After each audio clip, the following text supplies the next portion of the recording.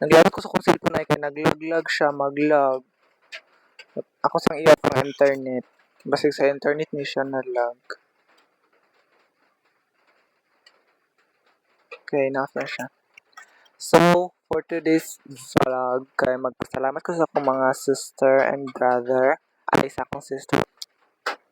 Grabe sila ka-supportive. Dayon, una ko'y pangayon kay ilang ihatag. Yes, inauna ko mga akong sister, akong brother. Kuan, kanang, sa mga sa pag-vlog, na ko'y mga kahanglananan. Mupilit yun siya.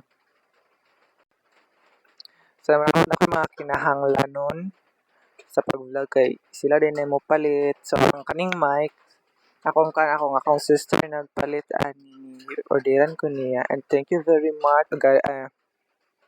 Pilit mo siya. Blessed kayo ko kay sila akong nagsuon. And thank you very much. Spokuan, ako na po mo bawi. Ako na po mo bala sa inyo. Kaloyan ta sa pag-vlog. Mga nagano ko nagpursige jud ko, wala ko di jud ko moundang og pag-vlog, mopadayon ko bahalag walay pulos akong vlog. Bisag walay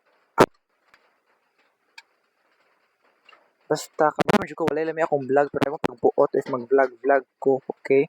Kung gusto mo tan-aw. Gusto mo like, comment. Di kay mangdon mo og sama nako, okay? Nagsugod ako og vlog.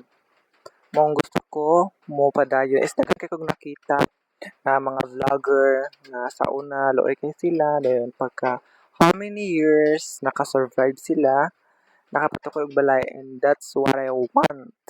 Gusto ko ay